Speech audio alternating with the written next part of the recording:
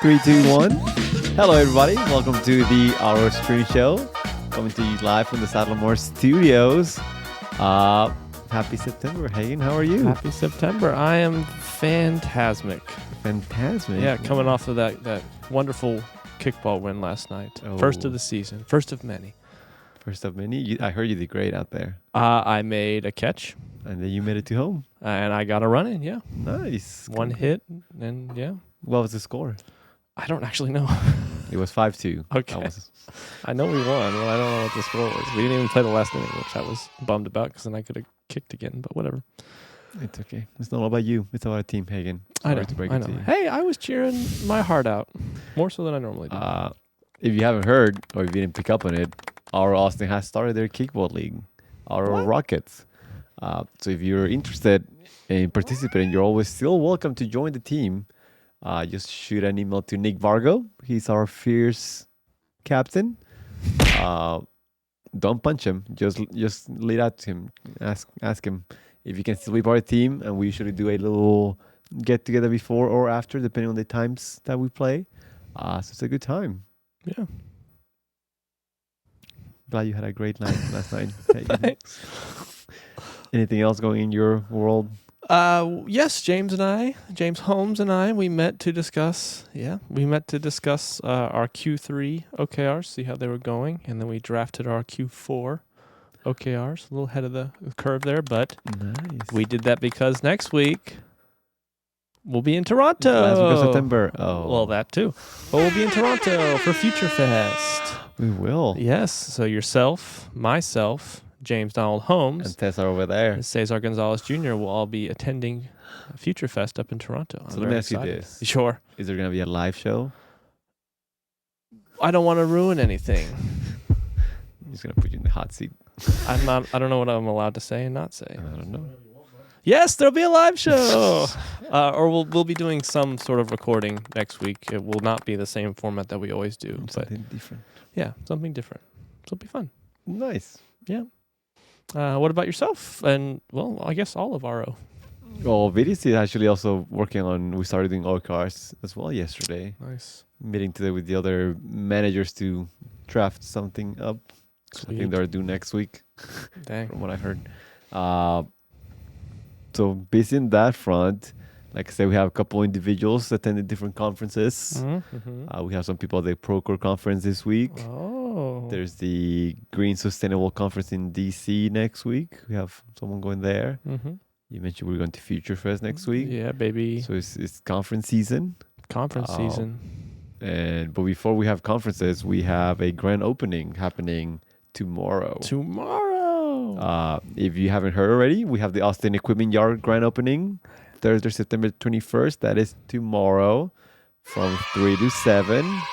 And there's a lot of things happening. I know. From cornhole competition, live band, to many, many exciting raffle prizes.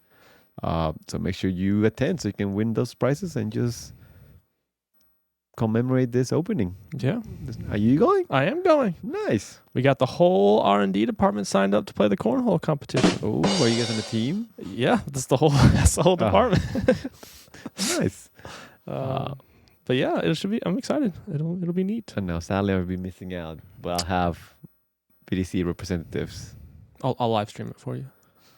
Yes, please do. Okay, I won't do that. And then also, if you've been checking the RO communication emails, Which you have to. you're recommended. Strongly recommended. This week, RO launched Propel. Do you know about Propel? I do know about Propel. Tell us about it. Yeah, let's hear about it. It's just a training platform. Nice. Done. Next. Yeah, so if you're looking for growth in your mind or professional career or personal careers, they're starting to provide some of those classes for you to like train and do it virtually. So have you taken other classes yet? I perused through a few this morning. I did look at some of them, but no, I have not done any. Yeah, so make sure you check it out. There's a couple there, and I think the plan is just to keep adding to the library of things available. Yeah. So make sure you check out that again. If you didn't see it yet, it should be on the email. And if not, you can access through UKG, which is your personal portal Employee for hub, yeah. everything people service. If you don't remember how to get there, just What's go. the link? Do you know the link? Yes, I do. It Oh. should be on the bottom of the screen. r-shaw.com/UKG. So make sure you check it out. That's how you're going to be feeling after training. At that training, yeah. So much confidence. But speaking of confidence, something that will definitely boost our confidence in the industry. I don't know if you heard the news, Hagen. What news? The groundhog didn't see its shadow. What? Dang. Okay. Bigger news. Oh. As I mentioned, there's the Procore conference happening. I've And heard RO was awarded the Excellence of Innovation Award yesterday. Dang. And this is a worldwide international award. I believe this is RO's first international award. That's really that's crazy. Then just to put it in perspective, I think there were 3 finalists. Obviously us, another GC in Montreal, and Suffolk Construction. Suffolk. Sorry, I forgot my French at home. But they do $5 billion in revenue a year with 2,600 salaries employees, and we do $800 million with 500 employees. So just show that perspective that Little man doing good things. it's about the quality of a people that got this award back home. So shout out to all people, everyone involved. All people. Everyone in RO. So I think it's a big, huge achievement. So I'm sure you'll be seeing more. I'm sure you'll see more of this celebrities and festivities happening the coming weeks. So Yeah. so congrats, RO. Yes. Well done. Well, yes. Well deserved. But that's it. So kind of a lot happening. There's a lot of conferences, a lot of awards, a lot of trainings, a lot of new things. It's It's exciting. But you know what's also exciting? The segments that we do on this show. That's right. That's right. Are you ready? I'm ready. Is our cameraman ready? Sounds like a no. Sounds like a no. Do you want to spin the wheel? It's over there, so you can do it. My arms aren't that long. I wish. Okay. Ready? Ready. To spin That. wheel. We tried to fix it from last time, folks, and someone tightened it a little too hard. Hey, you And were now it's listening broken. in, So RO wins! Yay! Okay, let's dive into some of these it's a anniversaries. lot. So sit back, folks. Now you can say folks. Yeah, I say folks all the time. So we have 3 years. A good friend of mine, Christian Jaramillo. Oh, just your friend? Well, someone I've actually worked with a good amount. Safety manager here in Austin. Seth Campbell, another safety manager, although up in Dallas. We had him on the show recently. So if you want to learn more about Seth, that link is maybe in the chat there. It's right here on the screen. And you can check out and learn more about Seth. And subscribe. Yes, subscribe. Hit that bell. Brant Harmon, our senior systems admin up in Dallas. He tends to help me out a lot on You have a some lot of the problems. more complicated tickets I submit. Yeah, I do have a lot of problems. And we have Martin Lopez, a field foreman from San Antonio. Don't know much about Martin, but I'm sure he's a fantastic fella. 18 years, Ross Larison, a superintendent up in Dallas. James thinks he's pretty, and we think he's won some sort of tournament. We're going with fishing, but we're not quite sure. So if you know Ross, let us know what tournaments he's won. I don't even know he's pretty. Yeah, and he's pretty. I got these out of order, apparently. But 17 years, our good friend Tim Also a Simpson. good friend if you skip in the line, but I just put them out of order. Director of Precon here in Austin. Of course, we've worked closely with Tim with our Precon Historical Dash, and I believe you just got out of a meeting with him. Is that I did. Yeah, so you're always talking with Tim. And then similar, we have Brian Cerny, 21 years, Dallas Senior Precon Manager. Every single time I've tried to meet him, he's been on the phone, so seems like a very busy fella. or he's like phones. Or yeah, maybe he actually doesn't want to meet me. He's just always on the phone. But hopefully that's not the case. That's what I do. Yeah, I know. You do like to do that. So that's it for the anniversaries. Woohoo, anniversary! Congrats to all these folks. Yeah. Woo! There's the sound. Okay, applause instead. Oh, there we go. And then we have one project that finished up this last week back in, I think, 2017. Fifth and West, Ooh, a 39-story condo here in Austin. The Voldemort of RO. The Voldemort of RO. We wouldn't like to say its name very often. Oh. Well, see, I'm newish here, so I did not know that. We'll just breeze through this then. 154 units, 9 levels of parking. They got an outdoor pool, pet park, an amenities area. And when it was built, it was one of the top 5 tallest buildings here in Austin. Fun fact about building. Have you ever seen it? I saw the rendering of it right there on the interwebs right there. Yep. Oh, it looks great. Oh, man, so nice. But do you know the whole capital corridors rule? Oh, something about the height. You can't block the view of the specific just Capitol. random corridors that point to the Capitol. And from what I know, and our producer might be able to correct me on this, the design of the building was different and it changed because of that corridor, which is why it's a little more angled. Interesting. It was originally supposed to be more squared off and rectangular or whatever, but they took that angle off and to allow the corridor view of the Capitol corridor. There we go. Yeah. That's very interesting, actually. Yeah. Well, that's our wins. Woohoo! I believe we have time for Uno Mas. Okay. Ready. 2. Spin. That. Wheel. In. 1, 2, 3. Did you do a count up or count down, brother? I don't know how long. I can't count down because I don't know how long it's going to take. This week in history. Great. More talking for me. Okay, Bruno. Barely there. Okay. Ooh, barely. Do you want to do hot takes? We can do hot takes. No, you didn't. Okay. Everything's out of order here. Oh, my goodness. Okay. Someone doesn't do their work before the show. We'll talk about that later. This week in history, back in 1519. These span a lot of years, so strap in. Ferdinand Magellan departed. Who? Ferdinand Magellan. Oh, of course. Departed. Do you know who it is? He's the guy who... I'm about to know. Yes, he departed on his voyage to circumnavigate the world. Now, I forgot this from my history, but he actually did not live through that journey. So it's very misleading when people say he was the first person to circumnavigate the globe, because I guess technically his body probably did, but he himself did not. In spirit, he did, Hagen. In spirit, yes. It was his idea. He probably got the funding secured. More ships coming at you. 1620, the Mayflower departs for America. Now I'm going to test your little, your U.S. history here. Where did they land? Do you remember what? Jamestown. No, Plymouth. That's good noise. I should have waited longer.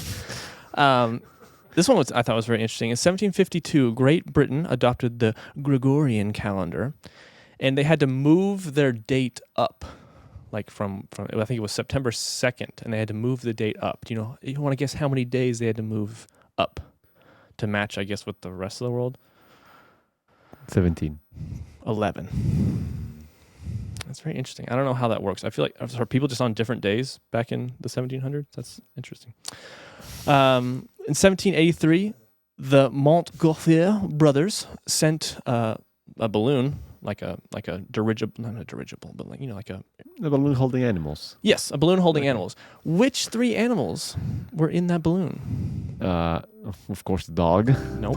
A bunny. Nope. And But you're in a the right- hedgehog. No. A rooster, a duck, and a sheep. Why would you put animals that fly in a balloon? Well, because I guess they're testing the weight of it. I don't.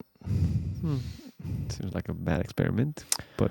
In 1814, Francis Scott Key wrote the Star-Spangled Banner, or at least the first rendition of it.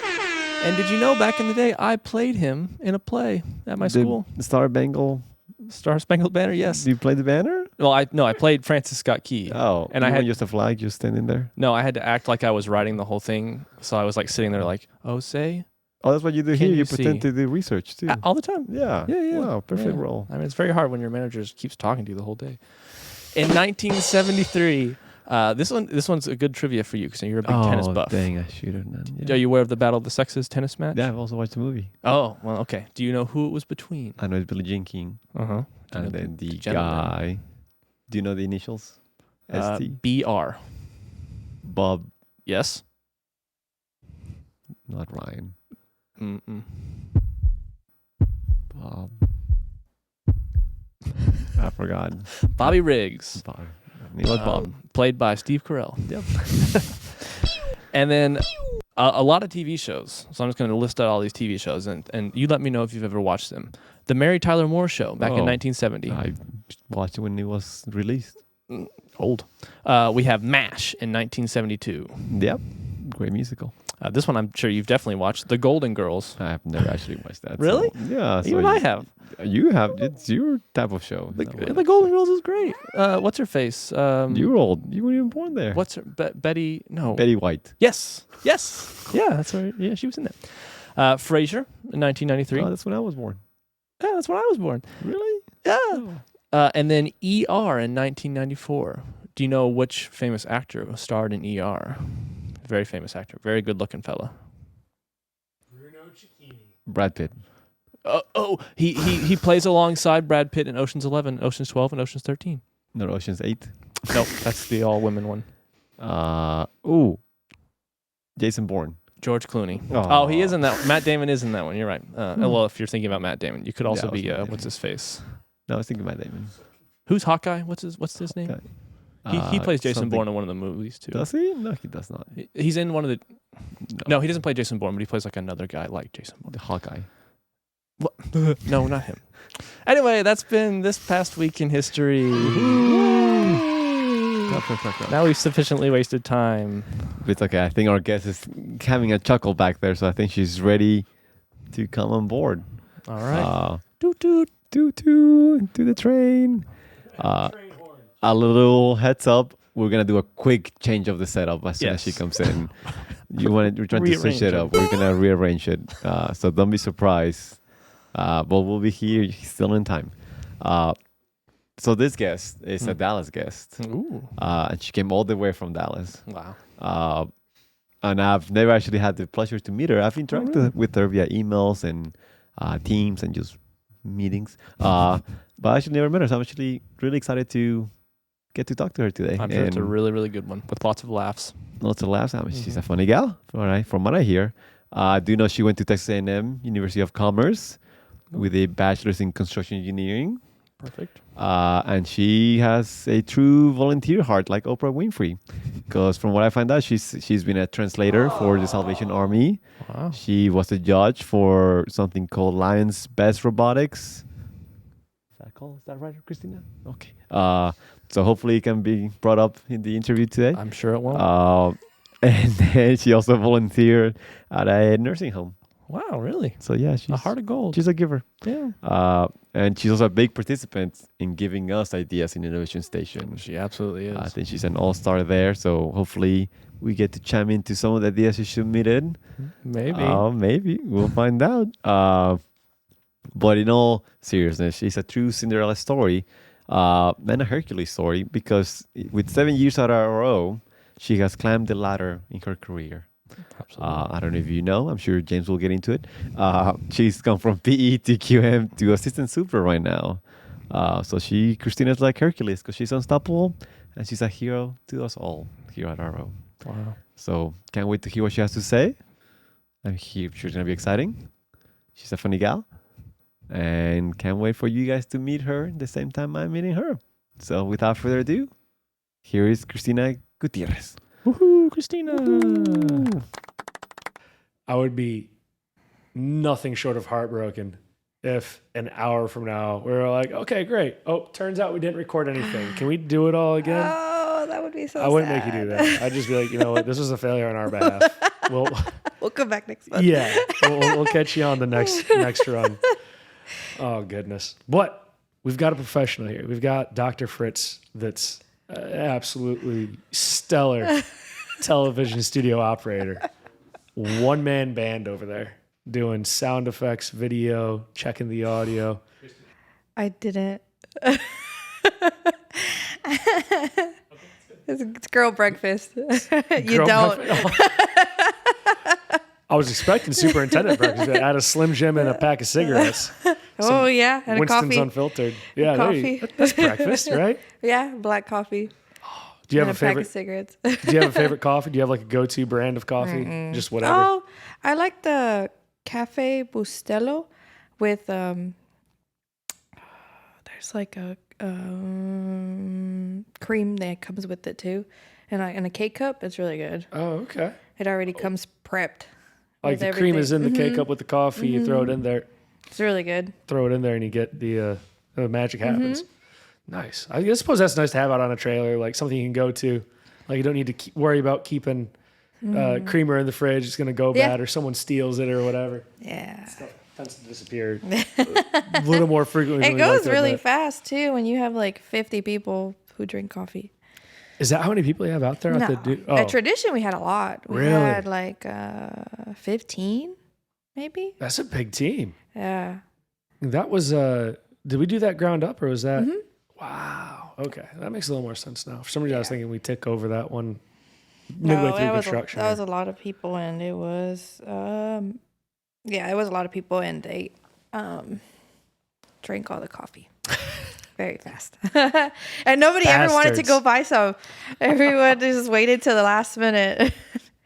Oh, isn't that the worst? Like someone, we don't know who, someone took the last cup. And then they were like, oh, well, I guess that's the end of the coffee. I'm not going to get more. I can't stand that. Like, I'm like, I think it's a man thing, in my opinion. Because I'm like, if you know it's the last one, say something. If you see we're running short, say something. There's no toilet paper on the roll, change it out. Don't just walk away. These are simple things. It shouldn't be challenging, but people struggle. Oh, well. What are you going to do? I apologize. On behalf of my sex, I apologize for being less than fair. Not all of y'all are like that, but I feel like it's a guy thing. Cristina Gutierrez, thank you so much for hanging out with us a bit today, coming over to the lovely Dallas office and telling us a little bit about yourself and your role and career and all that. So this is going to be fun. I'm looking forward to it. Fun. So for those that aren't familiar, what is your role currently? What do you do? I am an assistant superintendent with Rogers O'Brien. What made you go that route in particular? I mean, there's so many different you can go MEP direction. You could be a superintendent, project manager. Like there's a lot of different options out there. What was it that kind of pulled you into that superintendent role? I would say when I interned with RO for the first time, I was on a project that was during the end and like a lot of closeout, and I kind of got stuck with following the superintendent around. The assistant stuck with? I was, what is it called? I was told to just, follow around the superintendent, assistant super, and see how they run the jobs, and I liked it. I ended up liking it a lot, so I was like, yeah, I made up my mind as an intern. I was like, I want to do this. Wild. So you interned with RO, and did you then come out of school and jump on board with RO immediately? I interned with RO back in like 2016, and then it was my senior year of college. And during the senior year, you only have to be in class 2-3 days out of the week. So I asked Carrie if I could do half internship or come in halftime and then go to school the other days. He said, yeah, that's fine. So I ended up doing that for a year until I graduated in 2017. And then I graduated on a Friday and came back to work on Monday full time. Bit of a masochist, it sounds like. Yeah. Like, I'm not trying to take a trip to Europe or go backpack or whatever. No, I did take a trip, but I was before, what is that Netflix show called with Tiger? Oh, Tiger King? Tiger King. I went to his facility in Oklahoma. Before that came out, I didn't know. We didn't know about that. So we went over there with some friends. That's right, because I had forgotten all about that. It's funny, it wasn't that long ago. But he was like breeding tiger cubs, and like there was some kind of sketchy stuff going on. Yeah, we knew, like, when we were there in the facility, we knew he was crazy. Did you meet him or see him? Yeah, I have pictures with him. Oh. They take up your phones. This is going to be a Tiger King episode. They take up your phones because you're not allowed to record or take pictures. They do it for you. And then at the end, you just pay however much, and they give you a CD, and it has all the pictures. in videos or whatever. So that's why it's like we knew he was crazy from the get-go. And when we got there, because they take up all your stuff, so if something happens, you can't do anything. Yeah, it feels a lot like a prison. Yeah, and then they have like a bunch of signs about I hate PETA. I mean, it was just crazy. So afterwards, we're like, yeah, this was sketchy. We probably shouldn't do this again. And then like a year later, the movie came out. That's wild. What was like? How did you find out about that in the first place? You're just like looking for something kind of interesting, yeah, but I like drivable. I like to go to a lot of animal parks or where you can interact with them. So there's like, I mean, in Oklahoma they also have this like elephant. It's like Endangered Ark Foundation, and it's retired circus elephants. Oh wow! So it's a sanctuary, and you go over there, learn about them, feed them, and stuff. So it was just one of those that came up, and then we got there. We're like, okay, this is sketchy. This is gonna be a different variety. Yeah.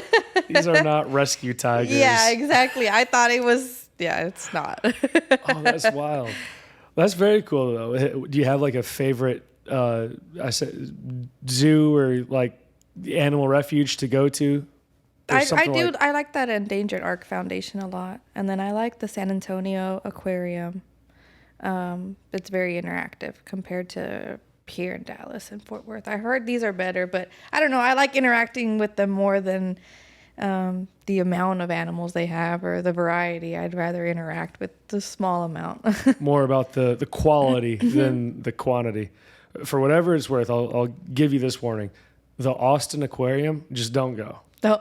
There are fish stores that are bigger than the Austin Aquarium. Oh, okay. I think it's literally in a strip mall. There's like a P.F. Chang's Really? and the Austin Aquarium and like Dollar General or whatever. The San Antonio one is like it used to be a car lot. It looks like it used to be a car lot, but it's really big. You think it's small from the outside, then you actually start walking in there, and I guess it's so immersive that you kind of forget you were in this little car lot thing. That's cool though. Whenever someone can design that kind of experience where it's not just an observant type of position, but like interactive, engaging, immersive. Yeah, we got in with like lemurs and iguanas, and it was fun. I liked it a lot. That one was a fun one. Oh, that is. It's very cool. I have to go check that out sometime. I don't get down to San Antonio often enough, but swing down there. And, I used to plan trips just for that. Really? Yeah, to I go would down to the aquarium? Yeah, I would find somewhere that I really want to go, and then I'd plan an entire trip around it. I've heard there's some work going on down there. You could just stay there. Sign up. Be like, hey, Carrie wouldn't be too happy. You're right about that. I think anyone who loses out on Cristina is like, well, this sucks. I want her back. You are very talented. I remember coming up and talking with you. I think it was back in February, was it, that we came up and we were just trying to get a cross section of RO and like what they thought of R&D and the innovation station and all that. And I think that was really the first time I sat down and spoken with you for a while. And I was very impressed with the breadth of construction knowledge you had and kind of the very insightful nature you had, given that you've been here for 6 years now, roughly 7 years. 7 years. Yeah, you seem wise beyond your years. Thank you. So I'm sure anyone that loses out on that would be bummed about it. So thank you. Might be fun for the aquariums, but yeah, you probably have Carrie calling you every day. You ready to come back? Coming back. He might go so far as to try and get some aquarium upgrades here in Dallas. But, hey, we can try and work something out. I'll try. So for you as a superintendent, what does your kind of like typical day-to-day look like? Let's see. Well, I got promoted as assistant super in the middle of a project, so I didn't really. I feel like my typical day wasn't someone who's been an assistant super for over a year. So my personal experience would be in the morning. You come in on Monday. You start reviewing your schedule and updating to see how the subs are. Usually when you do that on a Monday, I'd like to come in a little bit early to walk the job and see if any progress was made over the weekend or on Friday. Okay. And just kind of get my eyes on it and then update the schedule. So the morning consists of that, calling subs or calling trade partners to see how. Nice save. Yeah. call the trade partners to see how much they have left on a floor or on a certain task. And then you're usually at the beginning of the week, it's a foreman meeting or the safety meeting. And then the rest of the day is spent walking the job, making sure everyone has the manpower, seeing if any trades have missing material that they need us to help on. So a lot of them, like when you have your foreman meeting, they don't really say, "Oh, I need help getting this material," because it's their company that needs help. Like, so they don't think the GC should be involved. But we're like, we can help you out if you need it. Just tell me, and we'll make the phone calls. We'll bring it up the priority list, because maybe they're thinking this job is really small. It's not making that much profit, so they're gonna just ignore it. It's like, so tell us, and we bring it up the ladder. So my day's spent doing that. That's very cool. It's something that I don't think about a lot, having been in the field, but quite some time ago. That you kind of have some levers as a GC that you can pull on. So if the foreman or whatever trade partner, laborers, whatever out there feel like they're not able to get something done, but they do feel that it's internal to their company, be like, no, we're here to help you guys out. We want to build this project. So whatever it takes to get that done, if we need to, make some calls or figure some things out or rearrange deliveries, or maybe it was just a miscommunication on priority, right? That is kind of almost a superpower. Yeah. During the foreman meeting, they when the first one you tell them this is how we're going to run it. You talk about your schedule, you talk about your RFI submittals, and then you do constraints. And you try to explain to them constraints is anything that's stopping you, whether it's your own company, whether it's another company here, or whether it's the GC. So you try to explain it to them, and they understand, but at the same time, they don't fully grasp it, I think. So you kind of have to reiterate to them, like, no, you can be in your own way. We can be in your own way by not getting an architect to answer something. And then another trade partner can be in your way. So you have to speak up at that time. You're not throwing anyone under the bus. You're just telling us what's stopping you from keeping you going, so we can go in there and help out. Or sometimes we can't, and we'll just tell you, give us a week, and then we'll get out of your way. Do you think that's just something that is so uncommon? They're not used to thinking about it in that way. They have to just kind of internalize all their problems and figure it out for themselves. So whenever we are like, hey, we'll help out. Maybe. I've never really thought about it. Because I haven't worked with another GC, so I wouldn't really know. Let's keep it that way. But I guess speaking to other foremen and superintendents from trade partners, I guess maybe that is why they're just kind of like, this is an internal problem, or this is my own company issue. They don't, the GCs don't get that much involved, maybe. I know plenty of, definitely not here. And really, I feel like the good GCs is an issue, but especially on the residential side, there's a lot of pickup truck superintendents. Yeah, or that's true. Roll up on the job site and roll the window down, and that's work. And it's like, are you really though? Or are you just kind of babysitting at that point? That's true. Find some way to engage and figure out how can we go faster? If everything's going well, it could always be going better. What can you do with less people? Do you need more people? If you have twice as many people, can you get it done 3 times faster? Let's figure out a way to make this even better, even whenever things are perfect. If they're not perfect, let's go that direction. Yeah. Let's just nudge that needle a little bit today. Yeah. Help out. Definitely. And that's where I just talking with you about your project and all that, seems like that's where an area where you excel is kind of assessing things with a critical eye and figuring out I'm able to find the root cause of this issue and find some way around it. I think that's the kind of key role for a superintendent, is to be able to have a critical eye and look at stuff in a how can I help? Because I guess because I came from the entire intern, OE, or PE, now QM side, I kind of see QM is a lot more engaged with the trade partners. And when I got into the superintendent role, I just kind of was sitting there what do I do? I don't get it. You just tell people go, but now I kind of understand it's you have more experience because I came up through the route, so I have more leverage. I have a hand in getting things as priority or shifting things around. I can make that call. So I think it's important or a key role for a superintendent to have that critical eye that you were saying, like just being able to look at how you can make it better for you, your trade, your owner, and the project as a whole.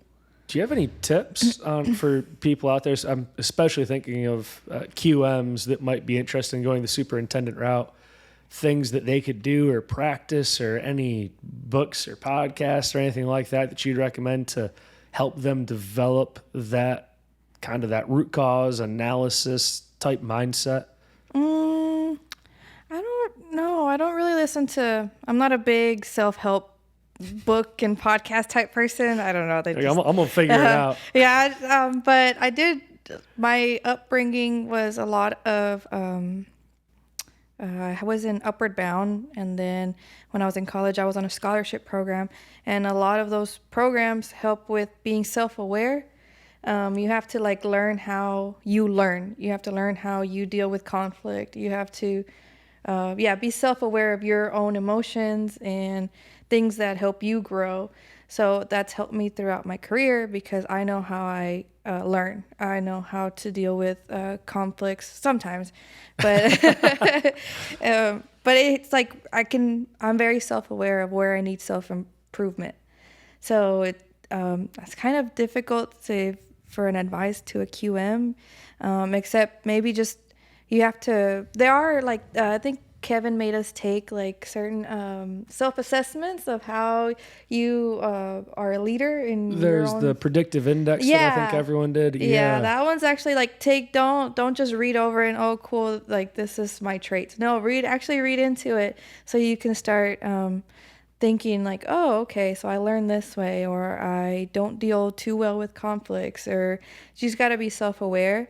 Another thing would be always ask questions. I know that RO likes to preach it, but you do see a lot of QMs and PEs that don't ask questions, or they're too shy, or they're too scared, or maybe the job's going too fast. I don't feel like they need to. I would sit there, or maybe it's just because they think they're the GC and shouldn't be asking questions. I would sit there and ask the foreman questions. How do you build that? They would give me I remember being building spruce, and we were pouring concrete, and I've always been fascinated with concrete work, just how they move their tools is just interesting to me. And he was watching me watch them, so he would give me the tool and you do it. I'm okay, and I'll try it out. It didn't work out. They had to come in right behind me. Oh no, got some janky edge shells oh somewhere. my god, it was bad. But it's don't be afraid of that. You build relationships with the trade by asking them for help, and then just my Spanish wasn't that great at the beginning because I'm more of a textbook Spanish, not construction and field Spanish. So whenever I got into the field, I was like, how do you say this? How do you say this? How do you say this? And a lot of people get shy because you're asking them, or it sounds heavy with an accent, but just get over it. You're learning at the end of the day, it's beneficial for you and them that you build a relationship with them. You're learning how to build a connection, and as well as how to progress in your own field. It's just good to get down to the level of a trade partner. There's nothing wrong with that. That's where the rubber meets the road. Mm-hmm. That's where these things are getting built. We don't build anything. Correct. Save for the handful of foremen and laborers we have that are actually building stuff. We're asking other people to build stuff, and in exchange we'll pay you. Uh-huh. So we're managing. They're building. So there's absolutely nothing wrong with getting down to their level to figure out, how do you do that? How did you build that? How do you make it faster? And a lot of them, especially being young and being a woman in this field, they're don't really look at you like you know what you're doing, which is perfectly fine. I may not know what I'm doing, but I'm going to ask you. So I'm going to learn. I'm going to know that I learned too. And you're going to know. You're going to teach me. So you know that I learned how to do this. And then from there you build. So I've been in this industry 7 years. The last job, we used a lot of trade partners that I've worked with before already. So as soon as they see me, they're like, okay, we're in good hands. Like, thank you. Makes life easier for everyone at that point. Exactly. What is Upward Bound? I'm not familiar with that. I know they still have it, but I come from a low income area in Dallas. So in high school, they have programs where they promote going to college. So you're upward bound. You're bound for a university or community college, whatever it is.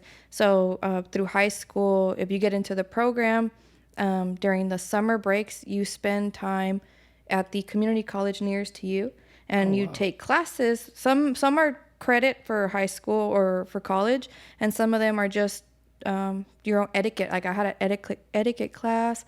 We would actually go out and at the end go and have like steak at a fancy dinner. And we had to show that we learned. This is a class? Yeah, we had to dress a certain way. And they teach you also just like the self-awareness classes of how you can be a leader, or how to manage a team full of different mindsets, and how they learn. So, but they offer it. I believe they offer it in high school still, but it was back when I was in high school, and it was nice. But to your earlier point, though, that helped you learn how you learn, and helped you learn your style of leadership and what works well for you. I would encourage those superintendents and PMs and really everyone out there that if you see someone that has potential, like don't help them out. They may not have had that in the past. So they might be like, I want to do this thing, but I don't know how to get there. Yeah. And they may not know who to ask or how to approach that question. So whenever you see someone out there with potential, like I'd hate to see someone that's very capable and has the institutional knowledge of working here for 5 or 6 years, and then they have some other contractor come in and say, oh, well, we'll give you a pay raise and a title of superintendent to come over here. And we're like, no, like surely somebody saw that this person was doing some good. Like, why couldn't we capture that and capitalize on it? That's true. So yeah, if there's people out there, if you're seeing good people, find a way to foster that, encourage that, get them to grow into it. And just help. Like you said, encourage them, or tell they're doing a good job. Just sit down and be like, "Oh, you did this really well." You also need to just. I feel like as a PE and a QM, you're doing a good job if the trades are coming to you. I think the trades come to you as soon as they have an issue. They'd rather speak to you, and you're doing a good job. You're coordinating correctly. You built a relationship well enough where they can trust you to tell you this is a problem. I know I've had issues as a QM, and I screwed up. I messed it up, and I went over to the trade. I'm like, I made the wrong decision. How do I fix it? Okay, and they'll sit down and fix it with me, and then they do the same thing with me. Instead of going to the PMs and superintendents in their company and an RO, they'd rather we work it out with the lower levels. Right. We work it out and figure it out. It never even makes it up to them. How fantastic of a metric, and also to externally validate yourself as a young project engineer. Be like that there should be some award or something given out for like who at RO, what project engineer can have the most touch points with trade partners in a year or something like that. Yeah, I don't understand Call why. It the Gutierrez Award. At the end of or at least I've seen through marketing, whenever you're done with a project, they send out this like review for the client, I believe, with how we did. Well, I don't understand why they don't do that for the trades. Right. It's like then you can have your own internal, like they'll tell, because the trades will tell you who they worked with the most. they're not going to feed you any nonsense. They're going to tell you what happened for real out there. And they don't have to fill out a form. It can be a quick phone call. Who helped you the most? So I think it would be beneficial to do that for people that's starting out, because I think personally, I think the P's and QMs have the most engagement with the field. We recently had a gentleman by the name of Justin submit an idea to the Innovation Station revolving around a trade partner kind of database, if you will. Mm-hmm. We have the lookup tool, but more of a like, hey, what went well? What were some things to be aware of and all that? You're making me think like we could marry these two things together. Yeah. And do something pretty cool with all of Yeah. it. So thank you. And I hope I got that right. Was that? Yeah. Okay. I couldn't remember what Austin submitted, what Justin submitted. Names are too close together. One letter. That's it. Yeah, that's yeah. I don't know. It's funny the things that come up during these conversations. Is not something I would have ever have thought of just out of the blue. But Yeah, I don't know. I know they try to express that the younger generation needs to be told good job, and I support you. And maybe it's just because I grew up the way I did that I don't need somebody telling me good job. I know that I did a good job when they come to me for help. It's like that's I already know. It's like, okay, perfect. I'm doing got my my job own well. metrics here. Yeah. That's how I know. It's like, okay. what do you think if you could? I think I've already asked this question once, but I'll ask you again. If you had a magic wand you could wave and change any one thing about construction, what would you want to change?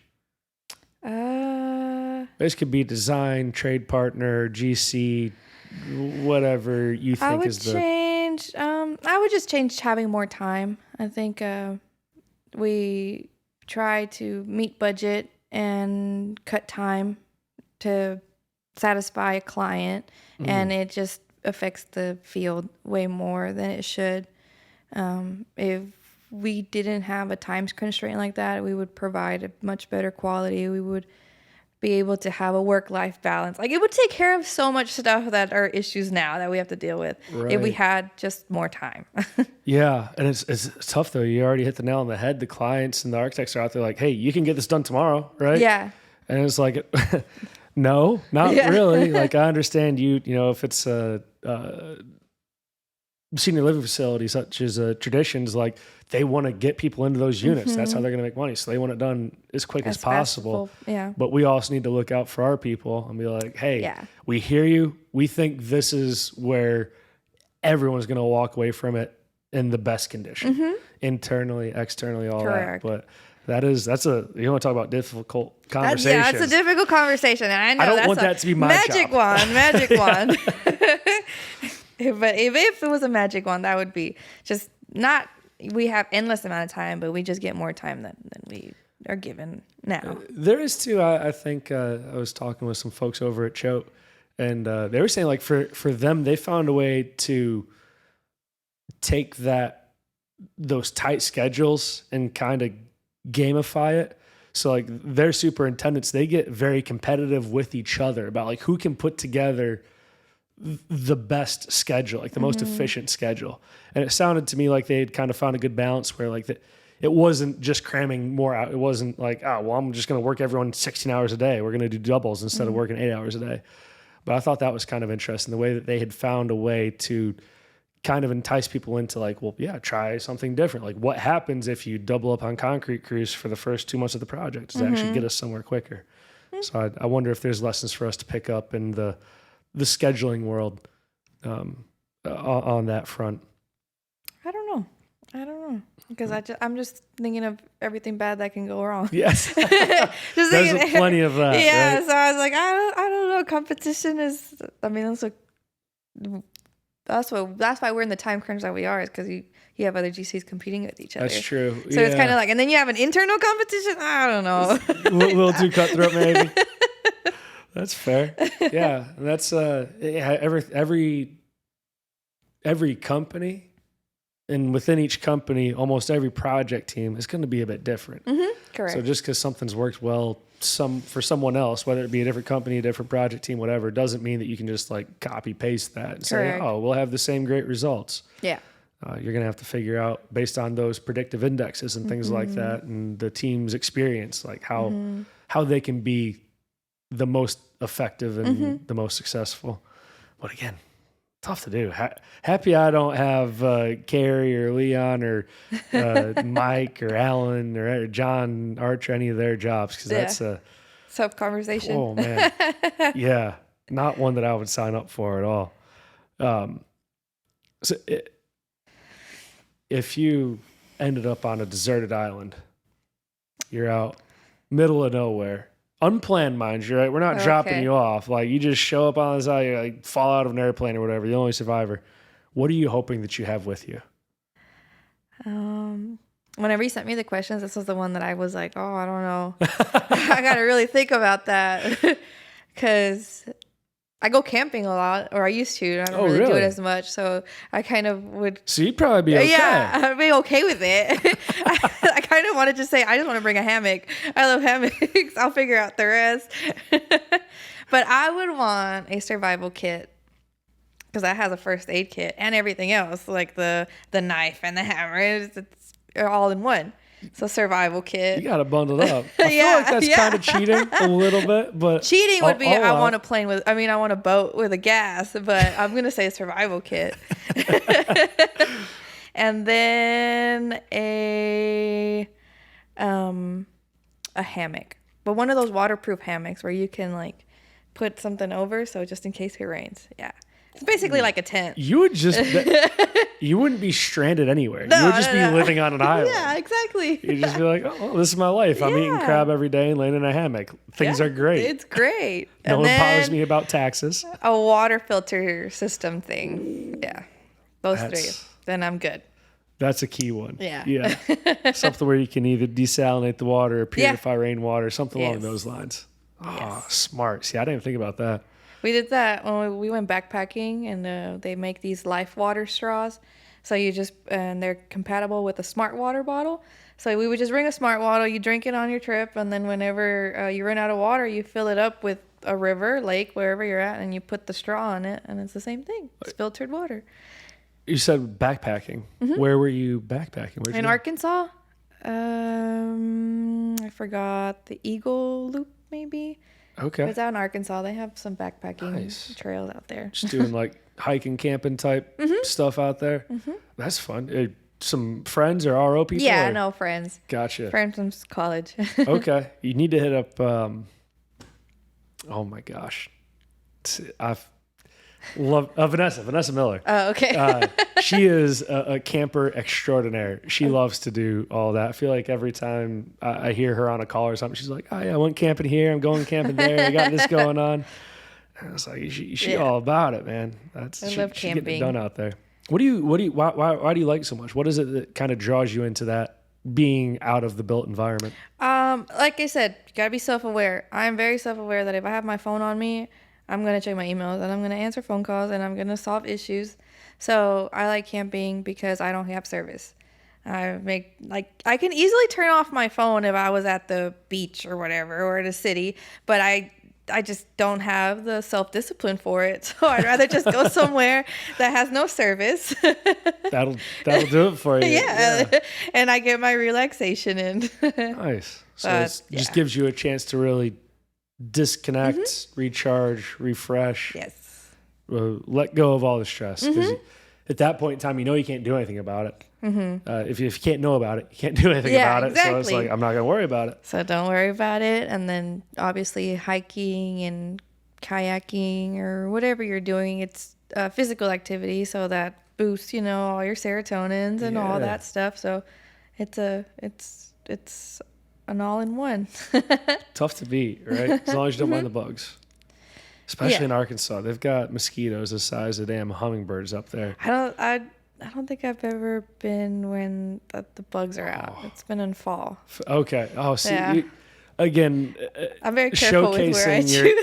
your critical eye on things. Yeah, I choose. I'm like very careful when I choose where to camp or go to travel. I'll look at the weather. When's the best time to visit, so I can see when it's most crowded. You're a real planner, aren't you? That's the vibe I do. I'm I have to here. have a plan. If I don't have a plan, it's just chaos. I feel like that serves well for the superintendent role, though, because that's like it's all you do is plan. Like, that is hey, true. you're going to be here. You're going to be here. This needs to happen before that. What's the weather going to be like? Yeah. Yeah, it plays a major role. Trait. I think on one of these in the past, I made the mistake of accusing superintendents of being like wedding planners or something like that. I can't remember what it was exactly that I said. Event planners or wedding planners. Or might have been talking with Brandon Arias. I can't remember now. But, there's a bit of overlap there. Yeah. We're good at planning. Own it.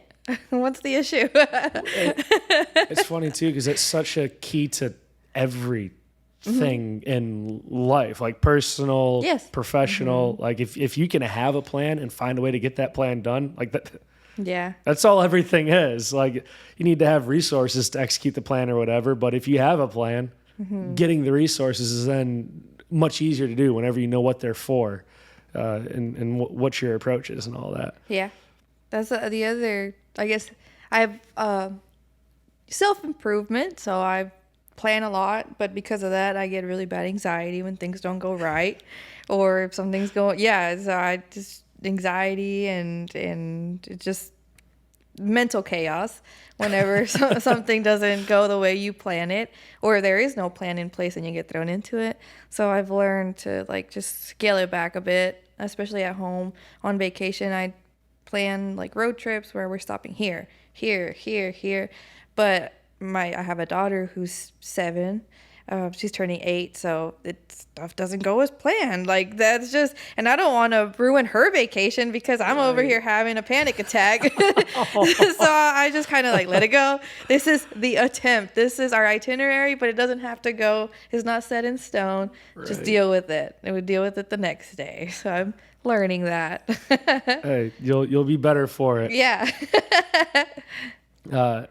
So do you have any good, funny stories from any of your project sites that you'd care to share? I don't have anything work or podcast appropriate. So I was thinking of a tradition when we started the concrete work. It was my birthday's in December, and it's really close to Christmas. It's December 23rd. So that was the last day. I think it was a Friday, and then the 24th and 25th, it was Saturday and Sunday, so we were going to take off those days. And we were pouring that day. So the people on the job, some of them were on vacation. Some of them, we were just trying to figure out who was going to do night pours. We were doing night pours out there. So I was like, I'll do it. Don't worry about it. I'll do it. And they're like, oh, okay. Like, I guess they didn't expect, I don't know if they didn't expect me to volunteer. So, but it's because I had a plan in my mind. I'm going to celebrate my birthday. So they're like, okay. And I had told Ramon, the field engineer, because he was out there before he got promoted. He was out there with me. And I'm like, I'm going to buy conchas, which is like a Mexican bread, and coffee. I'm gonna buy coffee and bread. We're pouring in the middle of the night. After the pour, we'll all eat and drink coffee, and then we'll call it a day. So, and that's exactly what we did. We poured. We got done around like 6, 7 in the morning. I had ordered 100 things of bread, and then like 4 gallons of Starbucks coffee. So I made a table and I brought it out there. So they all came out there after. I'm like, don't leave, because they're gonna go home right after. Right. It's like, don't leave. We're all gonna have bread, and it's my birthday. And they're like, oh, okay. So we gathered everybody up, and they're like, I just made like a little quick speech. Thank you. Have a good Christmas. I hope y'all, have good holidays. Come back safe. The only thing that I ask is don't leave your trash. Like, please throw away the cups for the coffee, because then I'm gonna get in trouble, and then we're not doing this again. So they're like, okay. They did, and they were very obedient. They went and threw all their trash away, but they also sang me happy birthday, but in Spanish, las mañanitas. Aww. So I have a video of them singing it to me, and it was just so cute. That was probably my favorite birthday, like celebrating it at work, but I made it my own birthday party. That's awesome. Yeah. I had a really good time, and I hope to do it again, because my birthday is, it's so close to Christmas. It's usually I've never been at school or at work, so I don't ever get to celebrate it. So I was like, so I'm like, okay, I get to celebrate it, so I hope to do it again. That's funny. That's so much fun. Yeah, just getting everyone together, like, hey. And they were so nice. The superintendent for the concrete guys was like, that's all you have to do is buy them bread and coffee, and then they'll throw their trash away. Like, I deal and yell with them all the time about throwing their trash away, and they never do, and that's all you got to do. Apparently so. Yeah. Find what makes them tick. And, some of that tasty bread and 4 gallons of Starbucks coffee. You can motivate a lot of people to do a lot of things. Yeah, they were all happy. And then some of them have to stay because they have to. We were pouring multiple things at one time, so like the lead men and the foreman stayed, and they I guess they gathered up at the end of the day, and they gave me like birthday gifts. Oh, Yeah, so they got this me is like so sweet. I know they gave me one of them went to the store and got me like chocolate that's full of 1800. I don't like 1800, so it just sits there at home. For But guests. yeah, it just sits there. I don't want to I can't throw away gifts, and it's my birthday, so I just leave it there. And then one of them bought me like a little Christmas toy that had Mickey and Minnie on it. So he knows I have a daughter. It's like, oh, it's for you and your daughter, and then cases of beer, and it was just like a little bunch of little gifts and stuff. I was like, oh, So I sweet. did not expect that. That I did not expect. Yeah, that's awesome though. Yeah, that's my favorite. That's my favorite memory so far. That's fantastic. Well, I hope you have many years here left to make more of those types of memories and develop more relationships and all that. 'Cause, yeah, that's awesome. I love hearing that type of stuff. I think we got time for one more question. 53, 53? 57, Three. 3 minutes. It's 3 minutes. I don't know what 3 minutes means. No, we've been going for more than 3 minutes. 3 minutes. Oh, wow. Okay. We definitely have We definitely have time for one question left here. What advice would you give to young Cristina? I don't really. That's the one I couldn't figure out an answer, because when you said the questions, I had an answer to almost everything, and this one I couldn't think of one. Because I don't know. I'm very Well, you're still very young. Yeah. So it's like kind and of. I'm also like really critical of myself. I think I'm my own worst critic. So it's like I don't really have advice for me. I think you're doing a good job. Really what this is people like, if you were to give advice to someone else that's out there young, looking to get into construction or looking to pursue a life similar to what you have, what would you tell them? What would you advise them to do? Looking into anybody young. My rule in high school, because I'm the oldest, it was always, you're going to college, you don't have an option. But what I did have an option on was what I can go to college for. So I always told myself, you're going to choose something you love, and you're going to choose something that you're good at. It's like, don't compromise. You got to do that, or you're going to hate your life. So I was good at math, and then I really like building stuff. I combined the two. I Googled what's good at math. That's literally what I did. What's good at math, and building stuff, and then boom, engineering, and that is how I came on this route. So anybody young doesn't know what they want to do yet, that's fine. But always do something you love and do something you're good at. Just make a list of what you're good at, and then which ones do you actually enjoy doing. It's a beautiful thing. And something that I think people forget about. Like, Yeah. you need to find what you enjoy, not what Correct. someone tells you to enjoy or what someone Correct. says is a good career. Like find what you love, because you're going to spend a lot of your life You're gonna doing it. you're gonna spend a lot of your time doing it, so you might as well be enjoying it. Cristina, this was so much fun. We didn't get to all the questions. We got to a bunch of them, not all of them. We could go for hours more. I have so many more questions, but we'll save those for next time. another round. Another round. Thank you to everyone for jumping in and listening today.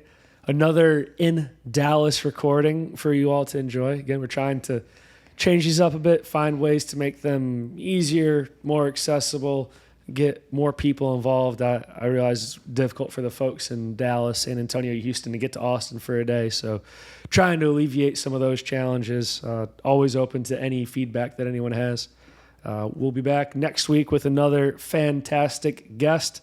In the meantime, check out San Antonio Aquarium and don't be afraid to ask questions.